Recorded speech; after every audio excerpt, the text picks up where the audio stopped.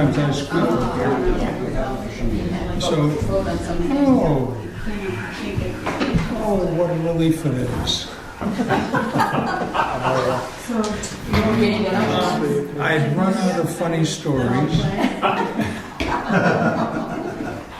I think if I see there's still all left.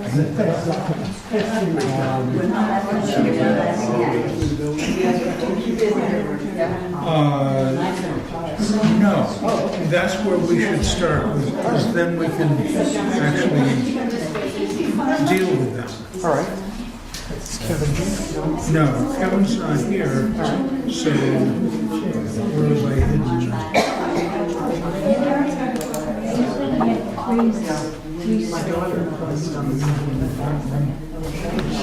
Oh, here it is. Yes, sir. did you say Yeah, did I call the meeting to order? I did. all right. I believe I did that. It's not very orderly, but It doesn't need to be, as long as it's called to order. All right. So I'm going to assume we still need to approve the minutes from the April 10th meeting. yes, we will. And I would make, I've had plenty of time to read them. Great. I'd make a motion to approve those minutes. I'll second that. Look good to you? You went through them? Same here. All those in favor, say aye. I did read the update on the action items. Okay. You did? And Yeah, apologies for there running weren't- late, by the way. Well, the transfer station minutes Right. are posted, and then I read off the meetings that were coming up. Right. So I think I did. Yeah, great. Did All right. the building thing. Excellent. Okay. Peter's story. All right, then next up on the agenda, unless we've already done it, we've got a spot for public comments. Are there any public comments? Well, I think we did mention the wreaths and what else? The Highway sign entering Jackson. See if we can Okay. talk to the state about all the state road signs that are starting to obscure the Jackson road sign. All right. So we'll see what we can do. So does that mean we're through public comments? I got one. Oh, Yes. that's one. I'm just wondering, I noticed that the flag out here at night never has a light on it. And this is something I brought to the attention of somebody years ago, and I've been, every time I go by, it really bugs me. Because it's supposed to be lit if your flag is flying at night, and I think it's a sign of respect to do that. So leave a flag up at night, you're supposed to light. Okay. Which is Never true mind. for the one at the triangle also, Correct. where we don't have a spotlight. There is a spotlight there, but I don't know what the problem is with it. This one, I think it just has to be replace the Bulb lamp or perhaps, I don't know, the wiring seems to be Yeah, good. it'd We be can nice look if into the that. town kept. Thank checked you. that out. You B. can get a solar light. That's what I You did. wouldn't have to worry, that's what I did. That's what I did with my flagpole. So we've either got a light out or no light, and we will look into that. And was that what your comment was about, Peter? Yeah, solar lights work very well for illumination, and they're Great. very inexpensive. Thank you. It's an uplight, right?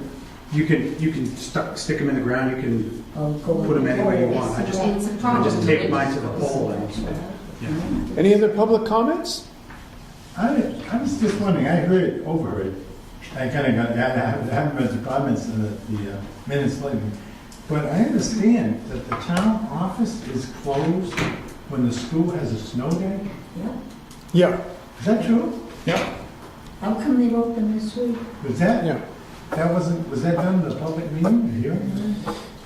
That's operational, and that's how we've decided to handle the trip in. I mean, obviously, we don't have people living in town anymore and that need that kind of notice. I'd be happy to, I mean, that's basically how the decision was made. So, Well, if you have eight or nine snow days a year, that's another 8 or 9 days vacation. isn't yeah. it?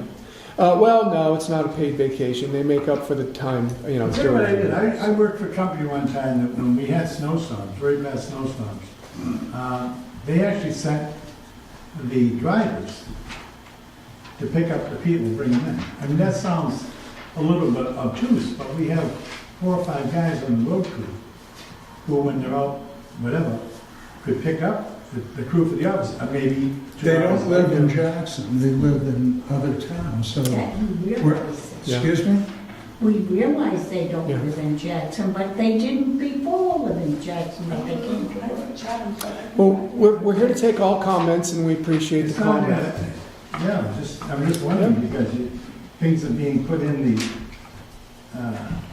the structure of the business here.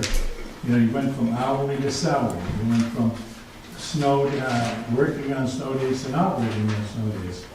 And all that kind of stuff, you're setting a format that will last forever if that's what you want, because anyone in the future that wants to change that, a different group of selectmen, would have a real problem, because now, like the insurance, oh, the other question I had, this is just public comment. I read somewhere that there were 2 employees that got $17,000 apiece in a transitional thing because they had insurance through their partner, and therefore the town gave them $17,000 each as a whatever, because they weren't taking town insurance.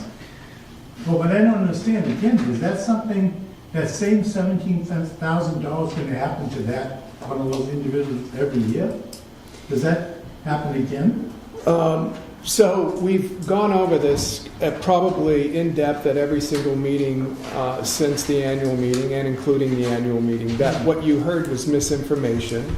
What we're able to disclose has a lot of constraints to it based on HIPAA requirements, and that's just, we have a health insurance reimbursement policy. It's what we went over at the meeting you were at, the annual meeting, in depth, and explained the whole thing, and it saves the town money for every person that signs up. It's a cost-saving measure that allows individuals to make a choice other than coming onto our insurance plan. So, and I know you've heard all that. No, but- I really haven't. but I've got another comment over here, and I appreciate the comments, and we have a second part in our meeting for comments as well, but Okay.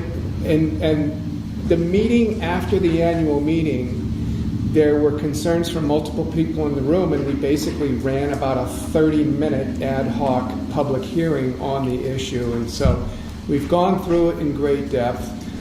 That is a record that's on a video and on the minutes for that meeting as well, if you care to look back on that as well.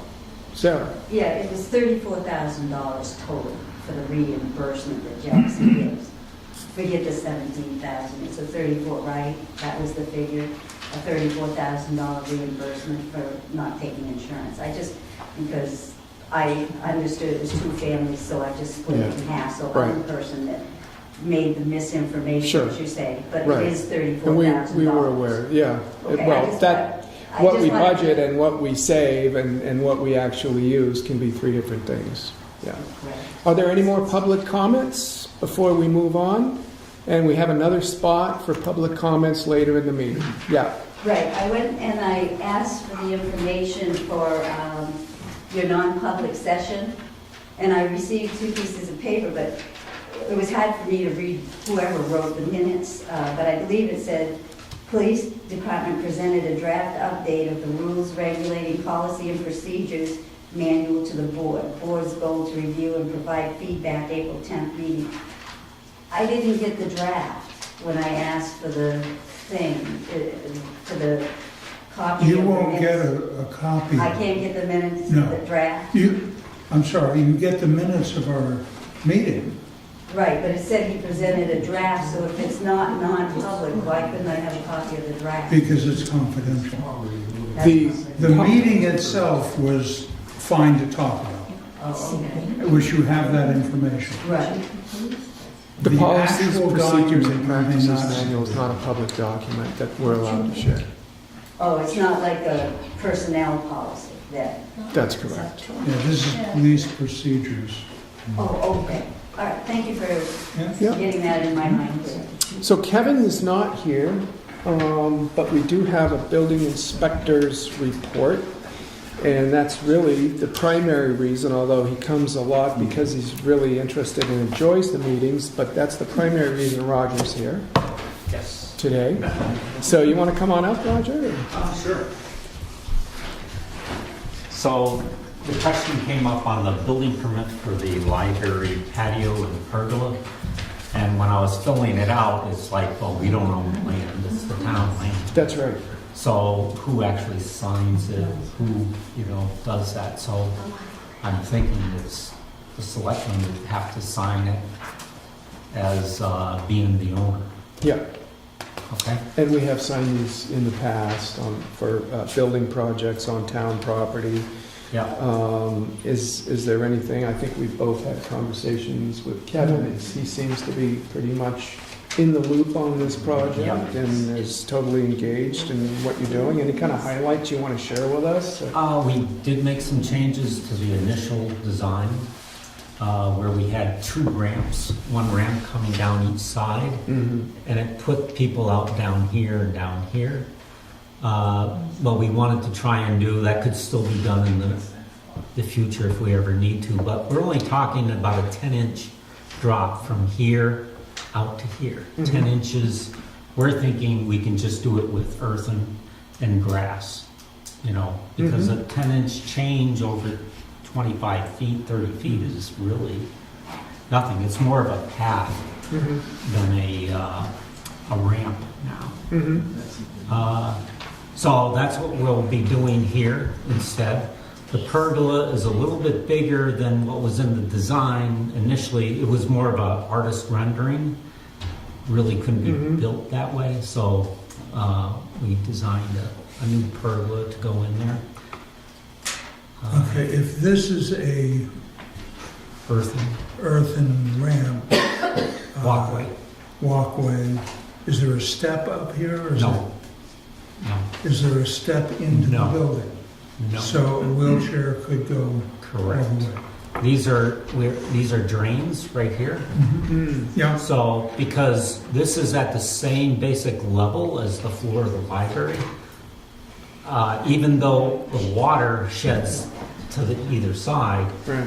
I want to make sure that we don't get any water coming into the building. Mhm. So we're putting some strip drains in front of the doors, and then we'll be sealing all along here to make sure it's a good seal,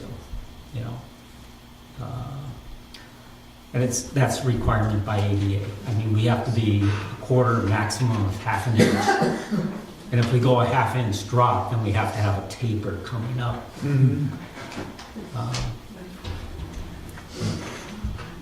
This is going to be a precast footing. Mhm. Yeah. When do you see yourself starting? I wasn't sure if Kevin's looked at it for engineering. Yeah, I think demo is going to start probably in a couple of weeks, 2 or 3 weeks. And with some volunteers, we'll be doing a lot of the demo. And we're hoping that the town dump truck can be used to take the pressure treated to the dump. It's, we'll stack it and then we can throw it up into the truck someday and then Okay. haul it to the dump. Who's going to be involved in the removal of the pressure treated? Just you only? I'll probably get some help. Okay. But Have you contacted Pat yet to kind of coordinate that? no, Okay. that's going to be probably a good 2 or 3 weeks away. Yeah. Actually, it could be longer than that, because when we demo it, we're gonna demo only parts at a time, so then we'll stack it, and then we can do it all at once, Yeah. take it away. It'd be great to give him a little notice. Yeah. And, Julie you can work with Julie's contact and have him come over or whatever. Okay. He likes to be in the know. Yep. I'm sure that wouldn't be an issue. And then I guess it's, there's no fee at the transfer station. I wouldn't think so, because the town would be paying itself, Right. Yeah. And take it out of this pocket and put it in this Right, pocket. yeah, so, $38,000 roughly is what you're figuring? The patio's about 24, 25, Excuse no, me. 26. I can't hear you. The patio will be about 26,000. Yep, okay. And the pergola, probably around 12. Mhm. Where we're gonna come out. Gary Spears will be doing the patio. And we'll probably have volunteers doing the pergola. But Gary will set the foundation. Okay. Great. Any questions about any of that? Some volunteer labor and specialists coming in? Get all the volunteers you can. All right. Yeah. Okay. The last- Sarah has a question. Could I just ask Yeah. where this is taking place on the building?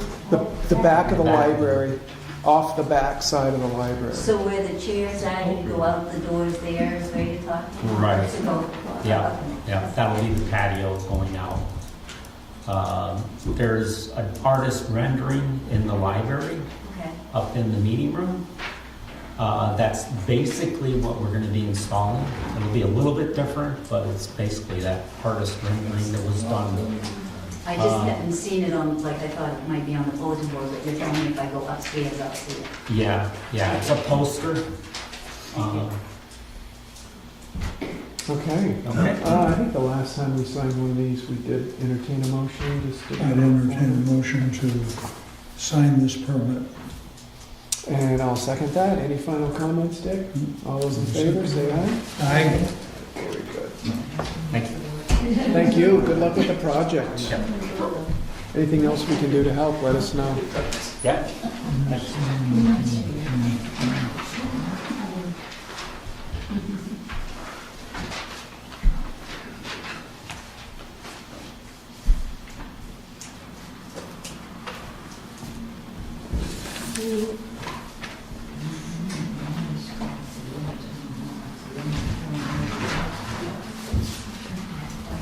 Okay. And to finish off the building inspector's report, we've got a building permit for the community pavilion and outdoor learning and community events. And that's going to be a timber frame post and beam at the school. And we have a Levine Capital Management permit that has been signed off for do drywall at the basement level and fill in the pool. And this is all up at 31 Wildcat Townhouse Road. And then the final building permit is for 62 Thornhill Road, proceeding with work detailed in the original building application. And this is going to add a bath on the second floor and full bath in the basement, finish off the basement living area, garage, utility room, storage room, etc. That has been signed off as well. And that concludes what Kevin has for us for a building inspection report. Take us right to new business. Peter, you're up on new business. 6A. Thanks for your patience, Peter. Thank you. The first agenda item I'm here for is I'm one of the officers of the Protestant Chapel Association. I'm the president, Joyce Allen, and the treasurer secretary, or just treasurer secretary, Joe Polubniak is also here with my security detail. We just wanted to kind of open the lines of communication. We're coming up next year on a renewal of the land use agreement, so we thought better to start ahead of time. There seems to be a little bit of confusion regarding the agreement and the guidelines on the town site, so we just wanted to kind of get that out into the air. And it mostly has to do with use of the library by groups and wording in the documentation. And either of you please chime in if I'm getting anything wrong. I think the Protestant Chapel Association, as the landowner of the site, we just have some concerns about potential liability, and that group, all the groups using it, one, that we're notified of it, because in the land use agreement dated 2014 says the town shall notify the Protestant Chapel Association, and on the town's website it says may require approval. So those are two different things. I think that we just want to be more in the loop on things, primarily just to make sure that if there's a business venture using that facility, or that anybody using the facility has the proper insurance for that. So we're not held liable. So that's primarily why we're here, and it's just to open the lines of communication, just to see if there's anything from your perspective that isn't working, or you'd like to know or hear from us, and that's it. Mm-hmm.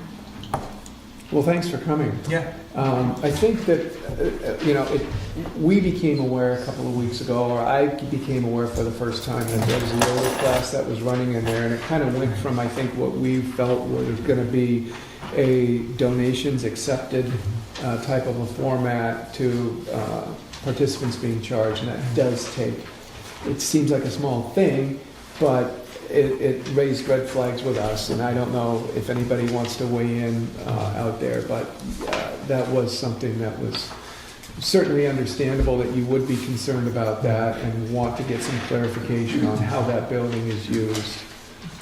And I haven't had an opportunity to talk to Marge, but I think you're right to want to know just exactly what's going on, and to be notified on a regular basis of events that are scheduled there. So if it's a running group, whether it's a sewing club or if it's a running group that meets every week, you want to know. Right, and I think just so we can avoid some potential conflicts, because I know the church has some events coming up potentially that may or may not be a conflict on the weekends with things that are scheduled at the old library. So, I just don't want we just don't want there to be any conflict with user groups as they're coming in, because, who has precedence, the plant sale over the people who rented the library. I just want to make sure that everybody knows ahead of time, so we're all on the same page. Yeah. Joyce? I only wanted to, that's why I was getting that clarification on Sunday. The plant sale takes place at the Whitney Center. Right. So someone brought that up, that, it might conflict with the meeting at the old library, but it won't. Yeah. But there are some things coming up potentially that may have the potential. I think just keeping the lines of communication open, just to let the PCA know what's happening, just so we have a good sense, because there's 3 entities involved in that very small space. Yeah. Well, I know that Julie and Julie work with Marge on a regular basis, and I think that we could probably coordinate as an action step a sound communication channel that'll take place on a regular basis, so that when we know what's scheduled, that it gets immediately passed on to whoever your point of contact is you want it to be. Madam President? Is there I know you have an administrator there. If you could pass along to us, the email address or phone number you want us to use. Or you want to be used. Perhaps I should ask Juliana Turner is the administrator, and I don't know how many days she's there. I don't think she's there that maybe more than once or twice, but maybe I can check in with her and see where it would be best. I don't know. Yeah. If it should go to me, or if it should go to her, where she really does, it might be more appropriate to go to her. Yeah. She's thick of it. Well, I don't know how you feel about it, Dick, but once you figure out what the best way is for us to be in contact with you, we'll certainly be able to do that. And whether it's email, voicemail, snail mail, whatever, we're happy to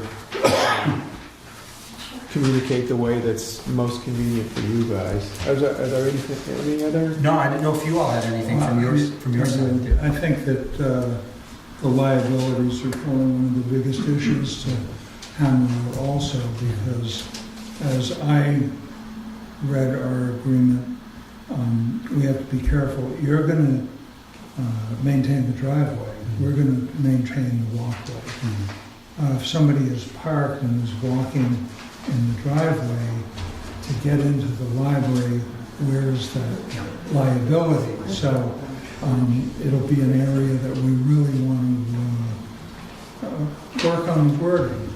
Just get the words right, and with our insurance provider, make sure they're comfortable with it, and be in agreement. Yeah. And because we did have an issue there a few years ago with somebody getting injured on the site, and it was unclear about who was, well, they sued Right. everybody and they hope for the best. But it's a good point. Yeah. And that's a messy thing about being a building on a lot that's owned by somebody else. How was the liability handled when it was operated as a library? The town, it's still a town building. Yeah, No, I'm just It- curious. it- but, it may not have come up as an issue, Yeah. and everybody got away with it because it was, yeah. never thought about and nothing ever happened, but, Well, there were two incidents, though, Yeah. that have taken place over the last few years. right. Yeah, but she was asking about like when it was a library, how was that? Right, well, I Right. think one of those was when it was a library. It was, but I think if I can, Yeah. I think the difference, Alicia, was when the incident happened, the town was covered, but they weren't charging. It wasn't a business, potentially people running businesses out of the old library. So although we think of like a yoga class as just a yoga class, or whatever it is, if somebody's charging people for the use, it's a change in use of the building. So you've got to make sure that the insurance is proper to cover both us as the landowner and the town as the building owner. That was the difference. I think the yoga class started with that was a misunderstanding in the beginning. Didn't you say that? I was We under know the that you impression can't it was have just gonna be a donation-only thing. Yeah. And that it had kind of crept up to now an expected fee, or it's being advertised, I think, somewhere to have a fee connected with it. And it seems like a small step, but it's a big step in some ways, and it goes against the wording of the contract. So those are the things we want to make sure we have totally cleaned up. Well, the management committee doesn't do any scheduling there, hardly at all. It all comes to our office. It all Yeah. comes to the town. Right. So I think when we get a lease form, we should scan it to the church first and get approval before we even put it in the calendar. That's a great idea. Yeah. Yeah. And we deal with Joanne on a regular basis. So I know she's been really good about returning calls and emails and things, so that should be a pretty clean way to Great. do. Great. Thank you. We done with that one, and ready to Yeah. move to the next one? Okay. The other reason I'm here is, in part of my job, I work with I work with a bunch of different organizations and nonprofits and municipalities to work on them with solar projects around the state. And I've often looked at this campus, for lack of a better term, and thought, this is a pretty good spot, theoretically, for solar. And I've worked with a number of companies, and I've talked to them about municipal solar, and there's been some really, a couple developments relatively recently, is the price of solar in terms of a return on investment, both for individuals, private municipalities, nonprofits, has gone way, way down because of a number of different factors. Some are incentive-based, some are just purely cost-based, and the availability and I think the ability for larger scale municipal solar or nonprofit solar to come online is the most profitable, and the return on investment has dropped. Has increased.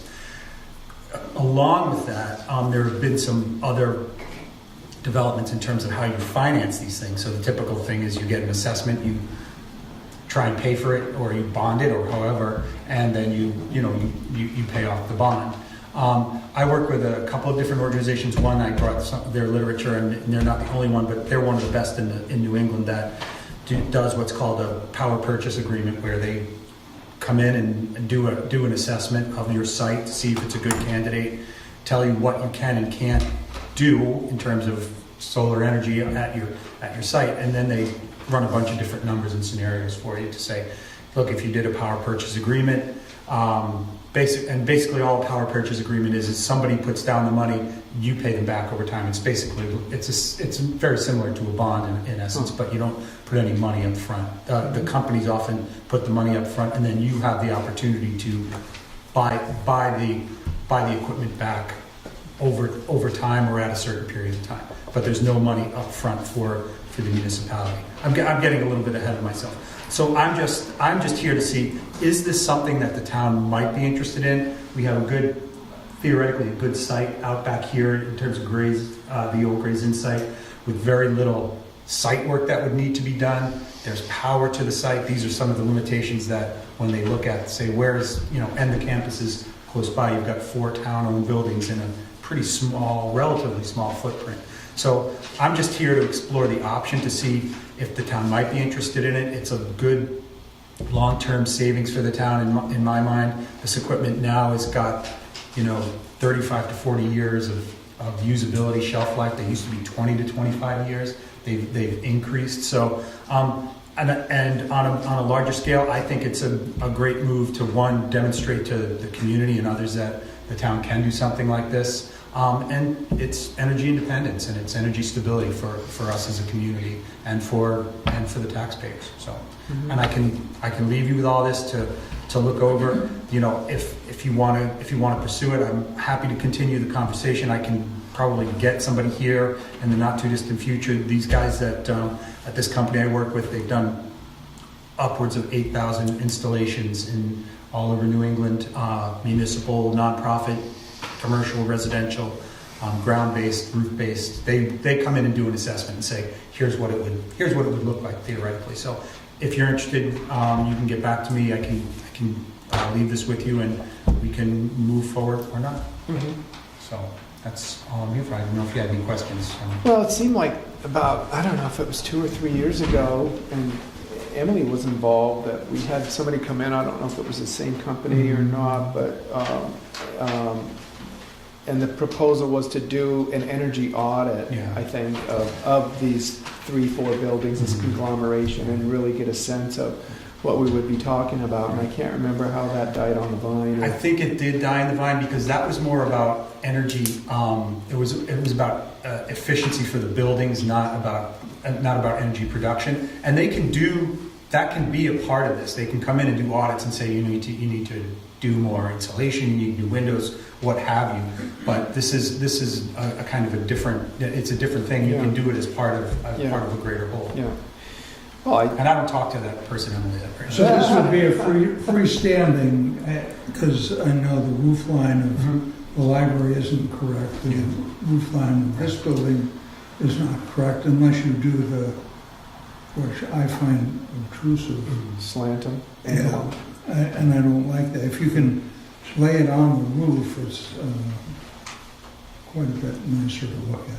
Well, I mean, there are benefits both ways, and I don't know, this isn't my area of expertise. Freestanding if you're freestanding in a field, they're a lot easier to maintain, and they're a lot less, you have to make sure you have the right roof loads to put lots more weight on them and then put snow on them.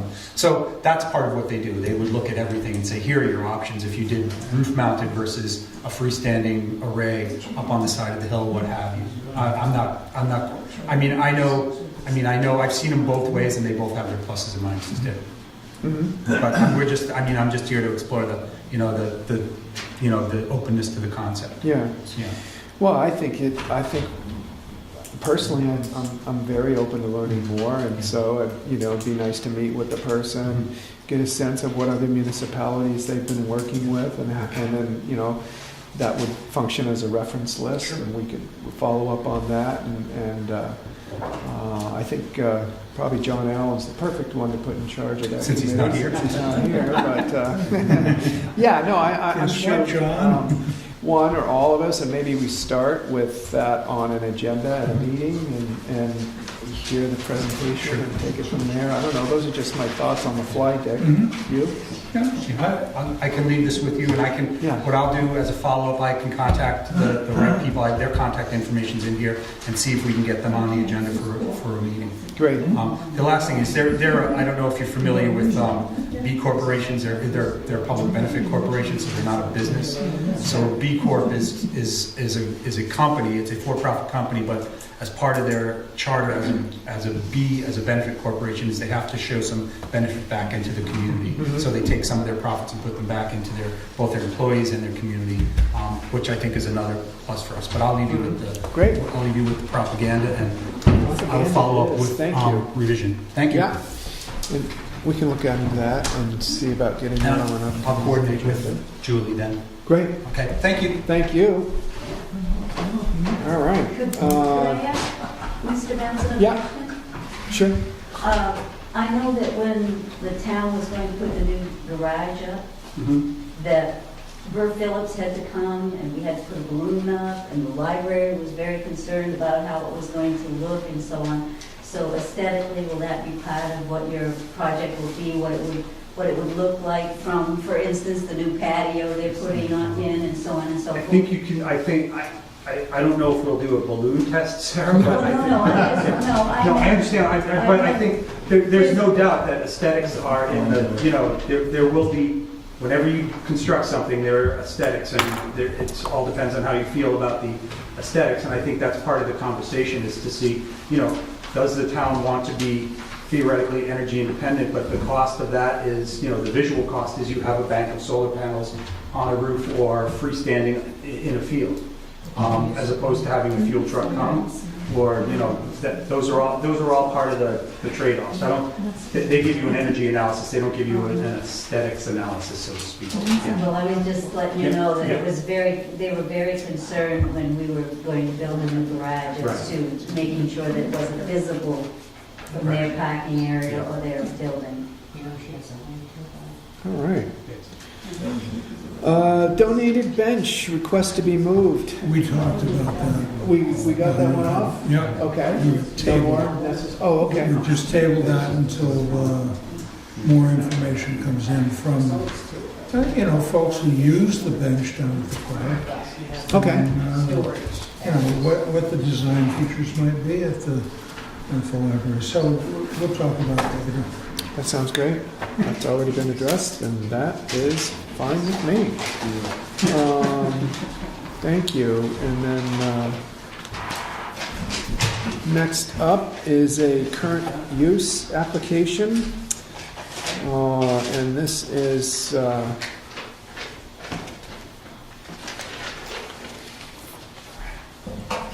for Eaglewood Development, Inc., and this is map R9, lot 27.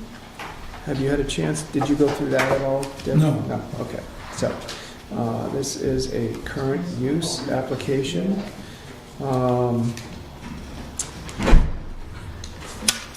That's been made, and the recommendation is that the applicant, they're due by April 15th, applications for current use. Recommend that allowing the applicant till May 1st, so it looks like it's an extension, or May 15th to revise the current use map and/or application at the request of, this is just one page of a multiple page letter, it looks like on the front. Yeah, that's from Jason. The map is incomplete, so Right. Ann and Jason are going to meet to go over the map.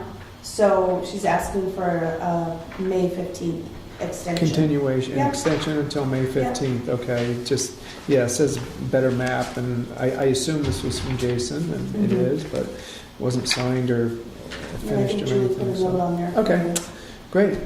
Any problems with continuing on, a continuation till May 15th for them to get the current use map No, no up problem with to that. snuff and everything? Okay, well,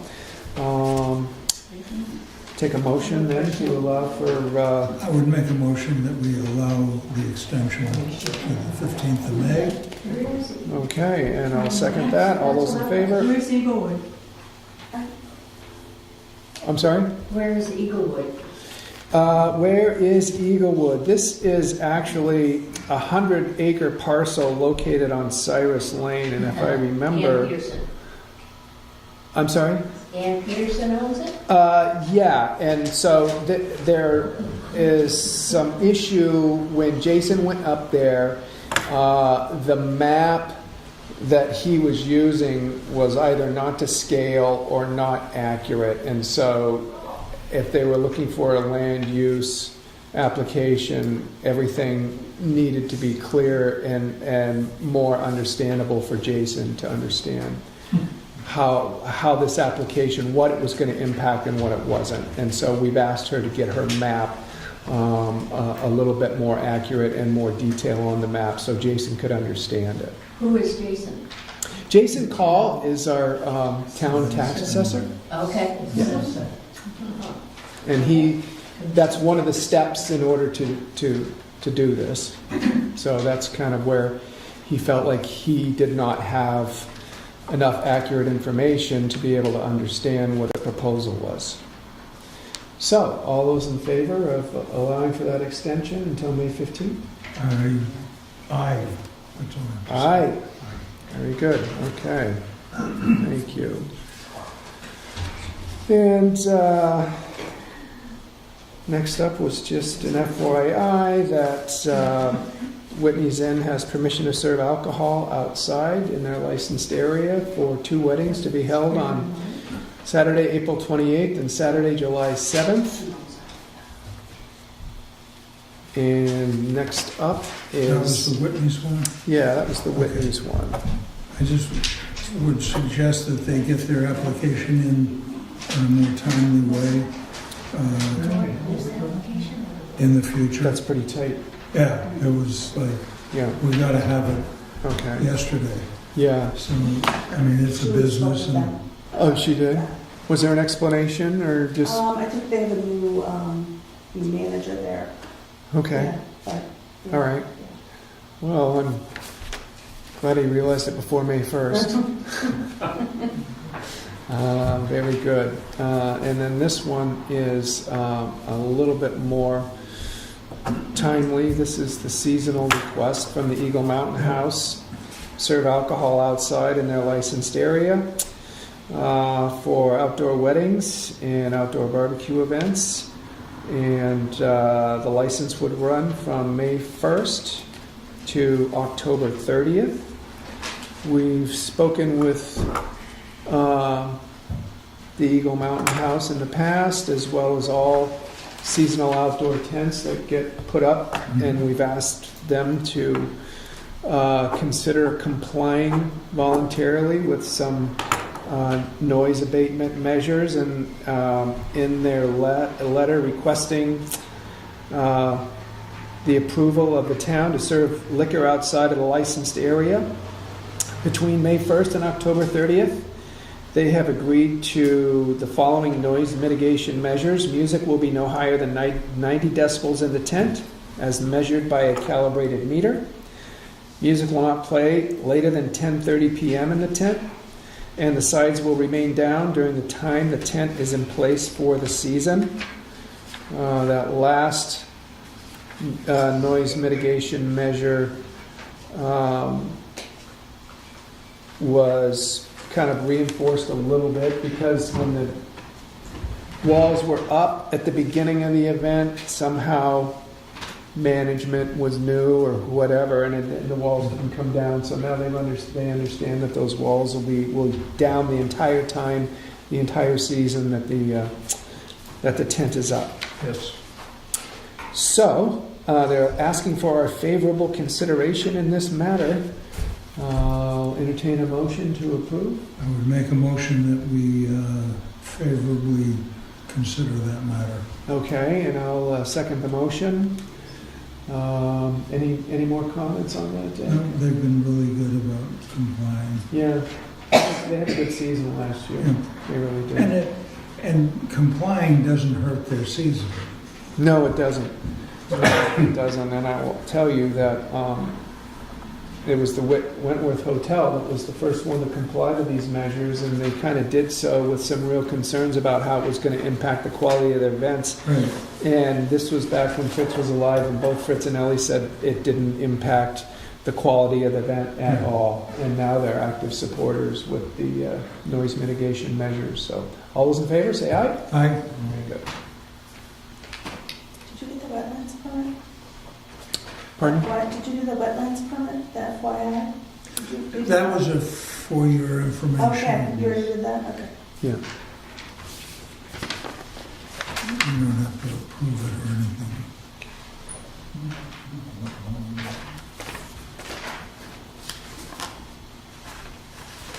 Okay. Next up is a cemetery lot agreement. $100 paid by the purchaser, Beatrice Davis, of the lot recorded in the records of the town and now standing in the name of Davis, said lot being number 232 on the map of the Dundee Cemetery. Yes, so you go to Bookatown. So, What if the road's closed? Whatever. They will let us know. go around. It's the best cemetery around. It's a nice cemetery. No, I don't want to be downtown. My granddaughter wanted to be buried by her father. Yeah. Good.